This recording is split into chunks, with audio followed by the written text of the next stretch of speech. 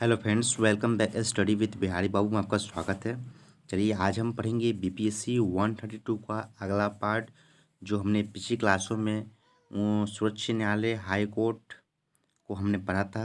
आज हम पढ़ेंगे अधीनस्थ न्यायालय, जो उनके जो नीचे जो न्यायालय होते हैं उनके बारे में पढ़ेंगे। न्यायिक प्रक्रिया क्या है, कैसे कैसे होती है, वो हम पढ़ेंगे। ठीक है, तो चलिए, जो भी हमारे चैनल पर पहली बार हैं उनसे एक रिक्वेस्ट है कि सब्सक्राइब करें, लाइक करें और कमेंट करें कैसा लगा हमारा वीडियो। ठीक है, और चलिए शुरू करते हैं आज अगला पार्ट। आज कोशिश करेंगे पूरी ये जो ब्लॉक 3 है कार्य जो न्यायिक है, विधायिका, कार्यपालिका और न्यायपालिका, तो 2 हो चुके हैं। न्यायपालिका जो है आज कोशिश करेंगे पूरी खत्म करने की। ठीक है, चलिए शुरू करते हैं अधीनस्थ न्यायालय। ठीक है, देखिए 9.6। ठीक है, इम्पोर्टेंट है, ये भी बेसिक हुआ है एक तरह से। न्यायालय जो है बेसिक न्यायालय जो हम आज समझेंगे, पढ़ेंगे। ठीक है, चलिए अधीनस्थ न्यायालय को पढ़ते हैं। उच्च न्यायालय के अंतर्गत एक प्रकार का क्रमबद्धता है। ठीक है, एक क्रम वाइज क्रम वैधता है।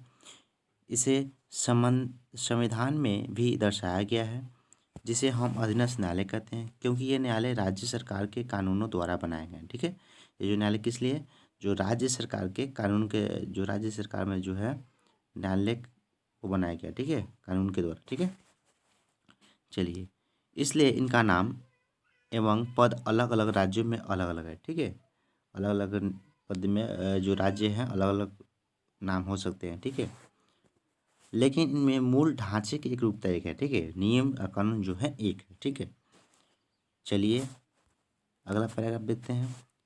राज्य में विभाजित होता है। ठीक है, राज्य क्या होता है, जिलों में विभाजित होता है। ठीक है, याद रखिएगा, मालूम है ना, सभी राज्य जो हैं सब में किसी में 10, 15, 20, 30, 40 जो राज्य जिला होते हैं। ठीक है, विभाजित किए होते हैं जिले में। ठीक है, चलिए प्रत्येक जिले में एक न्यायालय होता है। ठीक है, हर एक न्यायालय में जो डिस्ट्रिक्ट न्यायालय कहते हैं वो जुड़ा होता है। ठीक है, डिस्ट्रिक्ट न्यायालय होता है।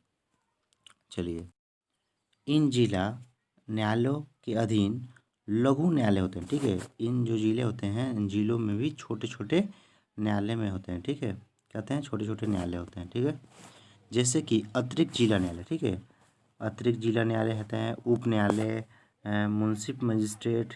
ठीक है, न्यायालय ये सब होते हैं। विशेष न्यायालय भी होते हैं मजिस्ट्रेट का। ठीक है, तो ये सब जो होते हैं न्यायालय होते हैं।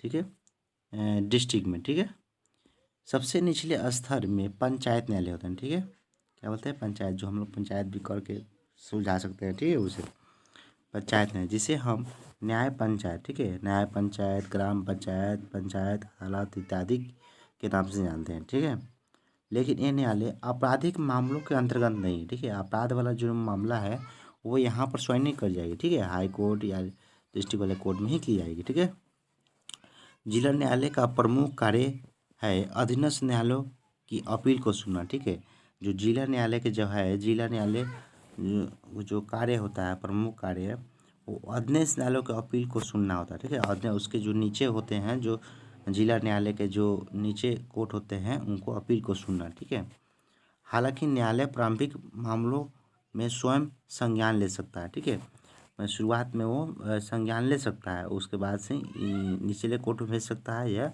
अपने आप सुनवाई कर सकता है। ठीक है, जैसे भारतीय उत्तराधिकार अधिनियम, ठीक है, संरक्षण अधिनियम एवं भूमि अधिकार अधिनियम, ये सब इत्यादि है जो वो अपने मामले में ले सकता है, जो जिला कोर्ट है। ठीक है, संविधान अधीनस्थ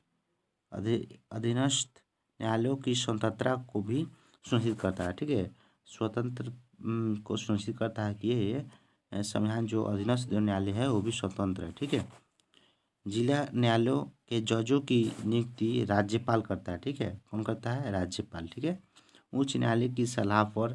ठीक है, किसकी, उच्च न्यायालय की सलाह पर, थोड़ा याद रखिएगा, उच्च न्यायालय की सलाह पर राज्यपाल हाई कोर्ट के सॉरी जो जो जिला कोर्ट होते हैं उनके जो जज होते हैं, न्यायाधीश, उनकी नियुक्ति करते हैं। ठीक है, ऐसे जज के पास 7 वर्षों का वकालत का अनुभव होना चाहिए। ठीक है, कितना वर्ष के लिए, 7 वर्ष। ठीक है, याद रखिएगा 7 वर्ष के लिए जो वकालत का अनुभव होना चाहिए, जिससे फिर से उच्च किसी भारतीय न्यायालय में सेवा प्रदान करने का अनुभव होना चाहिए। ठीक है, जो उच्च न्यायालय जो होते हैं उनमें अनुभव होना चाहिए।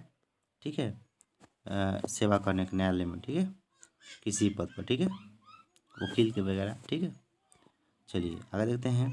जिला न्यायालय के अलावा अन्य न्यायालय में नियुक्ति के लिए राज्यपाल उच्च न्यायालय एवं राज्य के लोक सेवा आयोग की सलाह लेते हैं। ठीक है, जो जिला न्यायालय के जो अलावा जो भी अन्य न्यायालय हैं, कोर्ट होते हैं, वो राज्यपाल जो है उच्च न्यायालय, ठीक है, या क्या बोलते हैं उसको, उच्च न्यायालय या राज्य लोक सेवा आयोग की सलाह पर लेते हैं। ठीक है, चलिए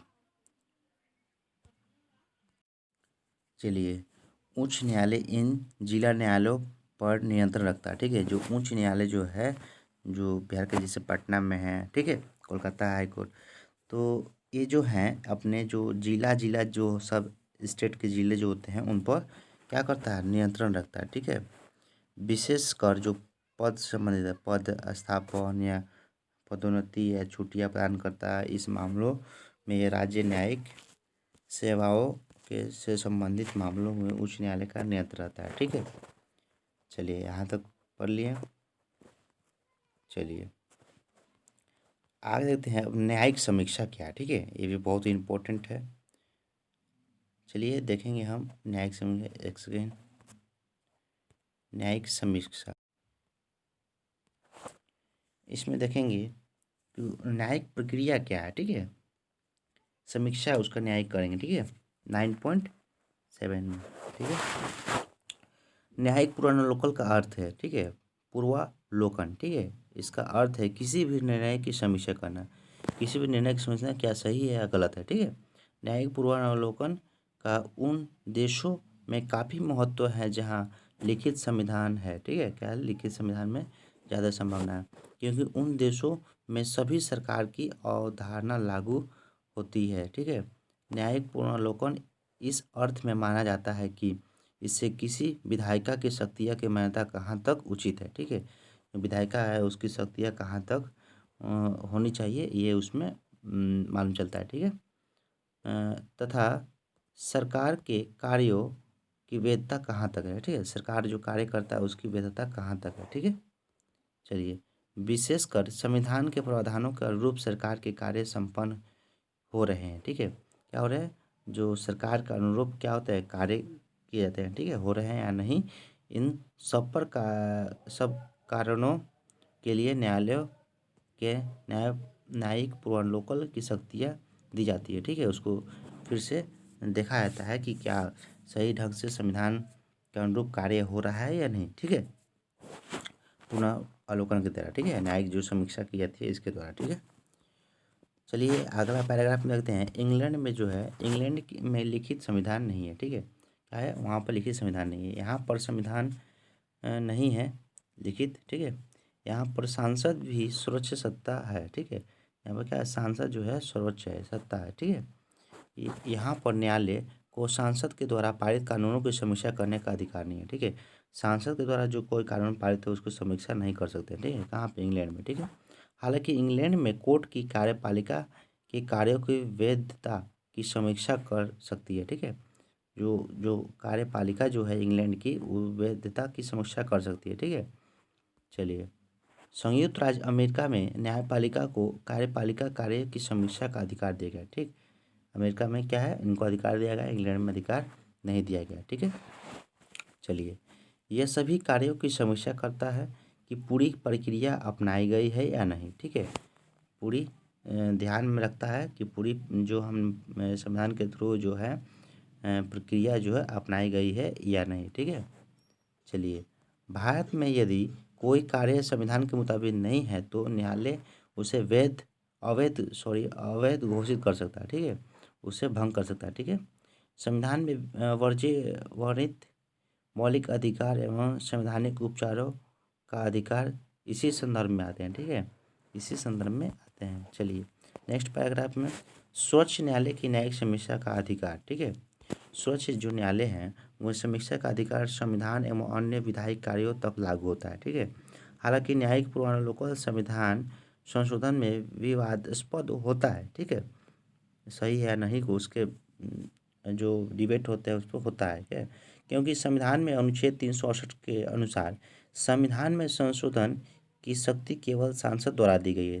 ठीक है, तो ध्यान रखिए, ध्यान से देखिएगा, जो अनुच्छेद 368 है वहाँ पर क्या है, सांसद को अधिकार दिया गया है कि संशोधन कर सकता है।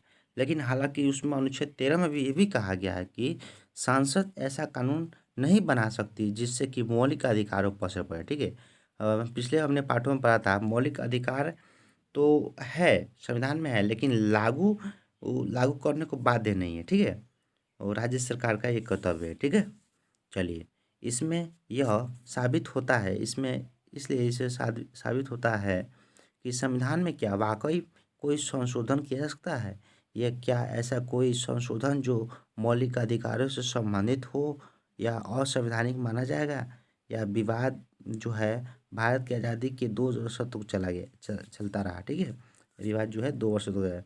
उसके बाद से क्या हुआ, चलिए आगे नेक्स्ट पैराग्राफ में पढ़ेंगे कि प्रारंभ में न्यायालय ने संविधान संशोधन का कानून नहीं माना था। ठीक है, जो शुरुआत में जो है संविधान संशोधन कानून नहीं माना था क्योंकि यह अनुच्छेद 13 का अनुरूप नहीं था। ठीक है, अनुरूप जो 13 को देखते हुए इसे खारिज कर दिया गया था। ठीक है, लेकिन बाद में क्या हुआ कि 1967 जो है गो गोलकनाथ, ठीक है, गोलकनाथ केस के संदर्भ में सर्वोच्च न्यायालय ने यह माना कि संविधान जो है संशोधन की एक कानून है। ठीक है, संविधान संशोधन भी एक तरह का कानून है। ठीक है, यदि वो मौलिक अधिकारों का उल्लंघन ना करे, यदि ऐसा करे तो वो असंवैधानिक माना जाएगा। ठीक है, क्या माना जाएगा, असंवैधानिक माना जाएगा। ठीक है, पहले के सभी संशोधन जो संपत्ति के मौलिक अधिकार से संबंधित थे सभी असंवैधानिक घोषित किए गए। ठीक है, जितने भी मौलिक अधिकार से जो रिलेटेड कानून बनाए गए थे उसे क्या कि असंवैधानिक घोषित कर दिए गए। ठीक है, यदि कोई कानून लंबे समय तक मान्य रहे तो वह वैध माना जाएगा। ठीक है, और कोई कानून बनता है उस पर कोई आवाज़ नहीं उठता है, लंबे समय चल रहा है तो उसे अवैध नहीं माना जाएगा। ठीक है, क्योंकि इसका असर जो है समाज पर पड़ता है। ठीक है, सही रहे समाज। ठीक है, यदि पुराने सभी संशोधन वैध माने जाते हैं तो उन सबको लागू किया जा सकता है। ठीक है, लेकिन इससे राजनीतिक आर्थिक उथल पुथल की संभावना बढ़ जाती है। ठीक है, और मतभेद हो तो उससे उथल पुथल हो सकती है। ठीक है, लेकिन ऐसी स्थिति में निपटने के लिए पुराने सभी कानूनों को सही माना गया, लेकिन सर्वोच्च न्यायालय ने यह माना कि भविष्य में जो भी संशोधन हो यदि मौलिक अधिकारों के विरोध में हो तो मान्य नहीं होंगे। ठीक है, मौलिक अधिकारों से जो है उस पर कोई कानून नहीं बने। ठीक है, ठीक है, समझ गए। चलिए, न्यायालय ने यह भी माना है कि अनुच्छेद 300 जो 68 है, 68 को संविधान को पूरी तरह संशोधन का अधिकार नहीं है। ठीक है, अधिकार नहीं है। ठीक है, ध्यान रखिएगा, पूरी तरह अधिकार नहीं है। ठीक है, बल्कि ये एक मात्र एक प्रक्रिया है। ठीक है, संशोधन की एक मात्र क्या है, प्रक्रिया है। ठीक है, इसको याद रखिए, एक मात्र प्रक्रिया है। ठीक है, चलिए, इस व्याख्या ने भी मुश्किल पैदा कर दी, यदि किसी प्रावधान में संशोधन करने की जरूरत हो तो यह मुश्किल होगा क्योंकि इससे मौलिक अधिकारों पर कोई प्रभाव नहीं पड़ता, पड़ सकता है। ठीक है, अगर जो है इस ऐसा रहा तो प्रभाव पड़ सकता है। ठीक है, चलिए, 70 में क्या हुआ, 1970 में जब सर्वोच्च न्यायालय ने इंदिरा गांधी के लोक लुभावन वादों को विफल किया, जैसे कि प्रिवी पर्स का खात्मा, बैंकों का राष्ट्रीयकरण, या प्रधानमंत्री ने सांसद की सुरक्षितता को माना। ठीक है, सांसद लास्ट में क्या हुआ, जो प्रधानमंत्री जो हैं उनके सांसद को ही सर्वोच्च माना। ठीक है, वही कुछ सुधार कर सकते हैं। ठीक है, जो संशोधन कर सकते हैं। ठीक है, 1971 में उन्हें 2/3 बहुमत प्राप्त हुआ, तब उसने इसी सही सही माना था। ठीक है, 1972 में सांसद ने 25वां संविधान संशोधन पारित किया, जिसमें विधायिका को यह अनुमति दी गई कि मौलिक अधिकारों को अतिक्रमण कर सकती है। ठीक है, जो उसका अतिक्रमण हो सकता है। ठीक है, चलिए, यदि यह राज्य के नीति निर्देशक सिद्धांतों को प्रभावित करे। ठीक है, अगर कब कर सकती है, अतिक्रमण हो सकती है अगर जो नीति निर्देशक सिद्धांत को प्रभावित करे तब। ठीक है, चलिए, कोई भी न्यायालय ऐसे प्रश्नों को अनुमति नहीं दे सकता। ठीक है, ऐसे प्रश्नों को अनुमति नहीं दे सकता है। ठीक है, चलिए, 28वें संशोधन के अंतर्गत भारतीय राज्यों के पूर्व शासन जिनको विशेष सुविधा प्राप्त थी इनके प्रविपर्श को खत्म कर दिया गया था। ठीक है, जो लाया गया था प्रविपर्श उसको खत्म कर दिया गया था। ठीक है, इन संशोधन को सर्वोच्च न्यायालय ने चुनौती दी थी। 1973 में यह केशव नंद भारती केस के नाम से परिचित हुआ। किसका नाम से? केशवनाथ भारती। ठीक है, परिचित हुआ। इस मौलिक अधिकारों से संबंधित केस भी माना जाता है। सर्वोच्च न्यायालय ने यह माना कि सांसद मौलिक अधिकारों में भी संशोधन कर सकती है। क्या कर सकती है? सांसद जो है लास्ट में हमें क्या मालूम चल रहा है कि सांसद जो है मौलिक अधिकारों को भी संशोधन कर सकती है। ठीक है, चलिए, लेकिन यह संविधान के मूल ढांचे में परिवर्तन नहीं कर सकती। ठीक है, जो मूल ढांचा जो है, बेस जो है, उसको बदल नहीं सकती है। थोड़ा सा संशोधन हो सकता है लेकिन मूल ढांचे नहीं बदल सकते। ठीक है, मूल ढांचे मतलब क्या है कि इसके अंतर्गत जो आते हैं, ठीक है, संविधान संशोधन तभी तक मान्य होगा जब तक कि यह मूल ढांचे को प्रभावित नहीं करे। ठीक है, संविधान संशोधन तो हो जाएगा मूल ढांचे के बगैर, मूल ढांचे को बदले बगैर। ठीक है, ध्यान रखिएगा, मूल ढांचे को बदले बगैर। ठीक है, चलिए, मूल ढांचे में मूल ढांचे में परिवर्तन का सिद्धांत ही सर्वोच्च न्यायालय की वास्तविक न्याय को पूर्वानुकूल को शक्ति मान जाती है। ठीक है, जो कहने का मतलब है, जो सर्वोच्च न्यायालय की वास्तविक न्यायपालिका जो है सही या नहीं है, एक तरह का पुनर्लोकन की शक्ति इसी तरह से माने जाते हैं। ठीक है, मूल ढांचे को बेस रख के। ठीक है, चलिए, संविधान के बाद संविधान में संशोधन करते वक्त काफ़ी सराहनीय बरती गई थी। ठीक है, किसी व्यक्ति के सांसद में चुने जाने को भी चुनौती दी गई थी जो कि प्रधानमंत्री का पद ग्रहण करता हो। ठीक है, चलिए, 39वें संविधान जो संशोधन हुआ था में अलग जो है एक अलग प्रक्रिया का प्रावधान है। ऐसे किसी भी मामले को सांसद की विशेष समिति के अंतर्गत चुनौती दी जा सकती है। ठीक है, लेकिन वह वैध माना तभी जाएगा जब इस पर कोई प्रश्न नहीं पूछेगा। ठीक है, इस पर कोई अगर प्रश्न नहीं पूछेगा तभी माना जाएगा। ठीक है, सर्वोच्च न्यायालय इस संशोधन के अवैध माना जाएगा। ठीक है, सर्वोच्च न्यायालय के द्वारा क्या अवैध माना जाएगा। ठीक है, अगर वैध माना, ठीक है, लेकिन वैध माना तभी उसको प्रश्न नहीं पूछे जाएंगे। ठीक है, चलिए आगे देखते हैं। कोर्ट ने यह दलील दी कि मुक्त और निष्पक्ष चुनाव लोकतंत्र का अहम भाग है। ठीक है, क्या है? जो दलील दी कि निष्पक्ष चुनाव जो है लोकतंत्र का जो अहम भाग है। ठीक है, चुनाव का सही परीक्षण किए बिना किसी व्यक्ति को सही मान लेना। ठीक है, और सही से परीक्षण नहीं किया, सही से सुनवाई नहीं करे और सही मान लिया जाए तो वो क्या है, ठीक नहीं है, सर्वोच्च न्यायालय माना। ठीक है, यह संविधान के मूल लोकतांत्रिक आदेशों के खिलाफ है। ठीक है, बाद में क्या हुआ कि बाद के एक और मामले जिसे हम मिलवा मिल, ठीक है, थोड़ा ध्यान रखिएगा, मिलवा मिल, ठीक है, केस के नाम से जानते हैं। सर्वोच्च न्यायालय एक कदम आगे बढ़ा। ठीक है, थोड़ा आगे बढ़ा और 1976 में 42वें संविधान संशोधन के तहत अनुच्छेद 368 के द्वारा, ठीक है, एक भाग जोड़ा गया। ठीक है, जिसमें संविधान संशोधन के न्यायिक पुनर्लोकन को दूर रखा गया। ठीक है, इसमें क्या हुआ, जो पुनर्लोकन जो समीक्षा था उसको थोड़ा सा दूर रखा गया। ठीक है,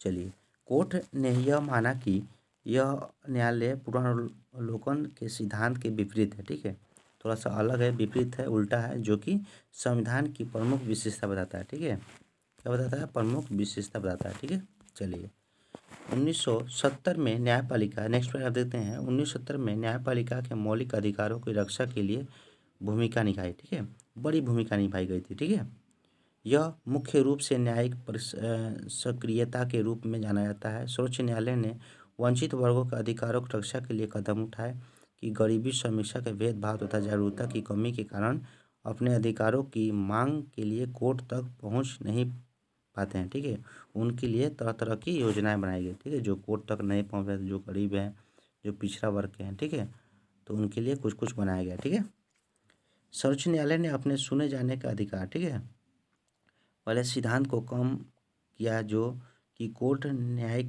पुनर्लोकन की शक्ति को सीमित करता है। ठीक है, चलिए आगे देखते हैं। सुने जाने के अधिकार से सिद्धांत जो के माध्यम से कोई भी व्यक्ति कोर्ट तक जा सकता है, ठीक है, इस तरह से सुने जाने के माध्यम से, ठीक है।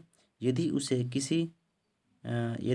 किसी प्रशासनिक कार्यवाही से ऐसा लगे कि उसे अपने अधिकार देने का इनकार किया जा रहा हो, ठीक है, तो चलिए देखते हैं आगे। 1979 में सर्वोच्च न्यायालय ने यह सुनने का निर्णय लिया, ठीक है, कि वह सुनवाई करने का निर्णय लिया।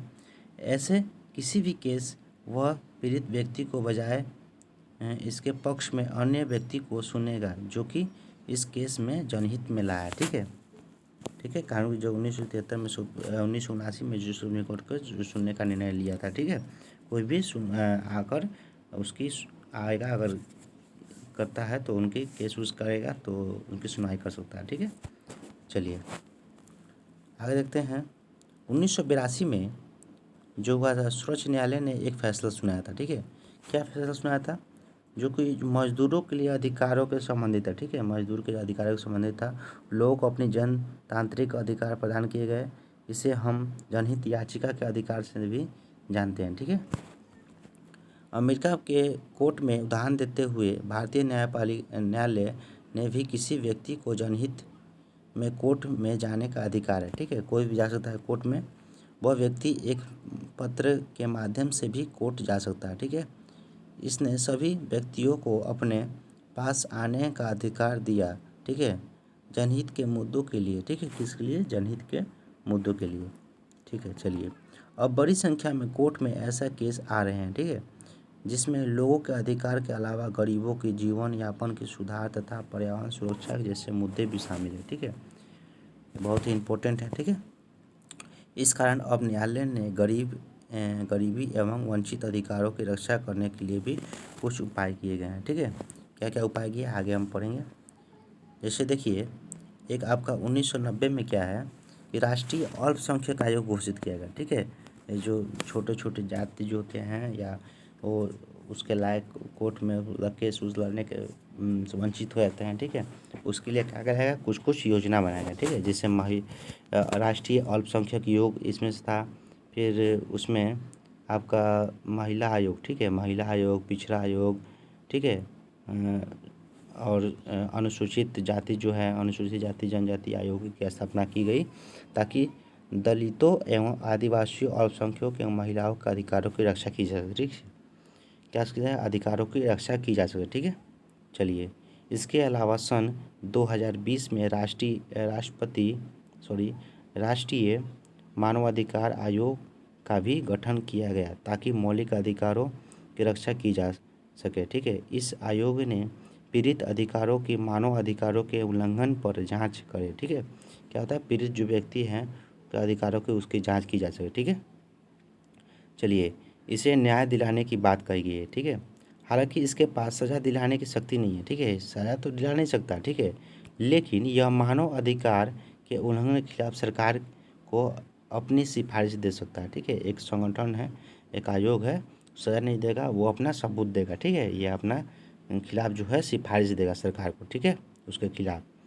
चलिए, जनहित जो है याचिका है कि जनहित के अधिकार को प्रदान करते हुए पश्चात कुछ लोगों ने इसे जनतांत्रिक अधिकारों की रक्षा का सबसे बड़ा उपाय माना है, ठीक है, बहुत ही अच्छा उपाय माना उसमें, ठीक है, अभी भी है। अधिकार सांसद ने यह नहीं बल्कि न्यायालय ने दिया था, ठीक है, अधिकार किसने दिया था? न्यायालय ने दिया था। अब कोर्ट के पास ढेरों जनहित याचिका आ रही है, ठीक है, बहुत सारा जनहित याचिका आ रही है। इसमें क्या है, इससे यह पता चलता है कि लोगों को अपने अधिकारों से वंचित किया जा रहा है, ठीक है। क्या अपने जो अधिकार है, इतने याचिका आने का मतलब क्या है, जो अधिकार है उनसे वंचित किया जा रहा है, ठीक है। लेकिन इससे कोर्ट भी दबाव में है, ठीक है, इसके ऊपर और अधिक भार आता जा रहा है, ठीक है, कोर्ट के ऊपर, ठीक है। चलिए, न्यायिक सुधार देखते हैं। न्यायिक सुधार में हम पढ़ेंगे, चलिए 9.8 को देखते हैं। न्यायपालिका ने नागरिकों के अधिकारों की रक्षा के लिए समान अर्जित किया, कुछ उपाय किए हैं, ठीक है, लेकिन बड़ी संख्या में केस अभी लटके पड़े हैं, ठीक है। उपाय तो किए लेकिन बड़ी संख्या में क्या हुआ, केस लटके हुए, यानी कि उसका जो अधिकार है उसका खंडन हो रहा है, ठीक है। इससे न्यायपालिका की परिषद पर आँच लगाई एवं तथा इसकी सबसे बड़ी कमजोरी मानी जा रही है। ठीक है, 2010 में अखिल भारतीय न्यायिक सुधार कार्यशाला के मुख्य न्यायाधीश एच.एस. कपड़िया, ठीक है, एच.एस. कपड़िया ने यह इंगित किया है, ठीक है, कि देश में करीब 1 करोड़ केस पिछले 1 साल में अधूरे पड़े हैं। ठीक है, इन्होंने कहा अधूरे पड़े हैं कि जनहित याचिकाओं द्वारा इतने सारे याचिका जो नहीं हो पा रहा है, इनको जल्दी से सुनवाई नहीं किया जा रहा है, क्यों?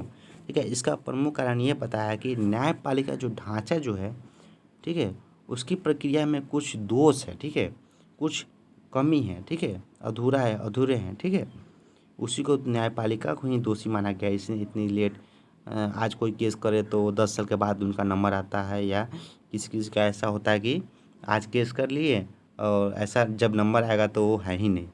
ठीक है, उनकी मृत्यु हुई हो। ठीक है, तो इन्हीं कारण होता है न्यायपालिका जो है इसमें कमी कारण। ठीक है, चलिए आगे देखते हैं। कुछ कारण ऐसे भी है जो न्यायपालिका के अंदर शक्तियों का दुरुपयोग कर रहे हैं। ठीक है, दुरुपयोग भी किया जाता है। ठीक है, खरीदा जाता सकता है। ठीक है, इससे केस और लंबित होते जा रहे हैं। ठीक है, तथा न्याय दिलाने में भी देरी होती है।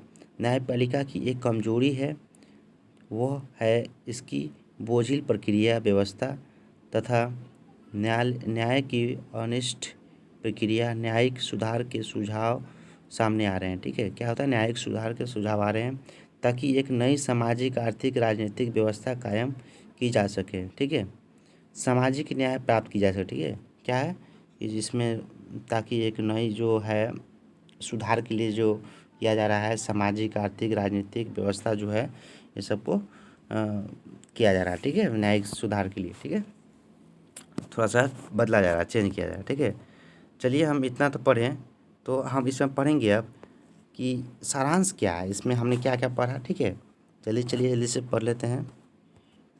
वीडियो थोड़ा लंबी हो गई है, फिर भी चलिए ख़त्म करना आज। सारांश जो है 9.9 में, जैसा कि हमने इस इकाई में देखा है कि भारतीय न्याय व्यवस्था जो है ब्रिटिश काल के अस्तित्व में है। ठीक है, जैसे ब्रिटिश थे वैसे ही हम लोग का भी जो न्यायिक व्यवस्था जो है उसी तरह है। जैसे कि 1973 में रेगुलेटरी एक्ट में और 1861 में भारतीय उच्च न्यायालय एक्ट और 1935 का अधिनियम के अनुसार जो भारतीय न्याय व्यवस्था को एक मील का पत्थर माना गया। ठीक है, जो अधिकतर जो है 1935 का अधिनियम से ही हमारे कानून व्यवस्था बनाई गई थी। ठीक है, संविधान ने भारत में सर्वोच्च न्यायालय को सबसे बड़ा न्यायालय घोषित किया गया। ठीक है, भारत में क्या है, सर्वोच्च न्यायालय को सबसे बड़ा न्यायालय माना गया। ठीक है, सर्वोच्च न्यायालय द्वारा सब बनाए गए कानून सभी न्यायालयों पर लागू होंगे, ये तो पता है आपको। चलिए, चाहे वो उच्च न्यायालय हो या अधीनस्थ न्यायालय या उससे छोटे न्यायालय हो। ठीक है, भारतीय न्यायपालिका मौलिक अधिकारों के संरक्षण के लिए महत्वपूर्ण मानी जाती है। ठीक है, भारतीय न्यायपालिका क्या, जो मौलिक अधिकारों के संरक्षण के लिए बहुत ही महत्वपूर्ण मानी जाती है न्यायपालिका जो हमारे हैं। ठीक है, संविधान निर्माताओं ने न्यायपालिका के स्वतंत्रता, निष्पक्षता एवं समीक्षा के अधिकार को सबसे बड़ा हथियार माना है। ठीक है, चलिए ये भी हमने पढ़ा। न्यायिक समीक्षा जो है, न्यायिक समीक्षा एक तकनीक एवं प्रक्रिया है जिसके माध्यम से विधायिका, कार्यपालिका एवं सरकारी एजेंसियों की कार्य की समीक्षा की जाती है। ठीक है, कैसे काम काज हो रहे हैं उसकी समीक्षा की जाती है। ठीक है, वास्तव में यह कार्य संविधान के अनुसार है या नहीं, इसकी वैधता की जांच की जाती है। ठीक है, किसके द्वारा, न्यायिक प्रलोकन की स्थापना इसलिए किया गया है क्योंकि जो है, पहला देखिए, संविधान एक कानून मंत्र है। ठीक है, एक कानूनी मंत्र है। ठीक है, कानून इसी से ही चलते हैं। ठीक है, संविधान से कानूनी सर्वोपरि है, जो कानून जो है सर्वोपरि है, यह संविधान के अनुसार होना चाहिए। ठीक है, क्या होना चाहिए संविधान के अनुसार। अब यह पूरी तरह से स्थापित हो गया है कि भारत में न्यायिक पूर्वानुलोकन संविधान की मूल विशेषता एवं जो संविधान का मूल ढांचा है। ठीक है, क्या है, जो न्यायिक जो है भारत में जो मूल विशेषता भी है और मूल ढांचा भी है। ठीक है, ये संविधान जो है हमारा। ठीक है, चलिए आज तक के लिए इतना ही। पूरा जो ब्लॉक 3 है उसको कंप्लीट हम कर चुके हैं। ठीक है, अगला हम ब्लॉक 4 पढ़ेंगे। विधायिका, कार्यपालिका, न्यायपालिका तीनों खत्म हो चुके हैं। ठीक है, चलिए आज के लिए इतना ही, और सब कुछ क्वेश्चंस हैं हम लाएंगे अगले वीडियो में। अगले दिन हम स्टार्ट करेंगे खंड 4, ठीक है। क्या खंड 4। इसके पहले हम अगले वीडियो में क्या हुआ कि जो खंड 3 का जो न्यायपालिका है उनका क्वेश्चन आंसर लाएंगे, ठीक है।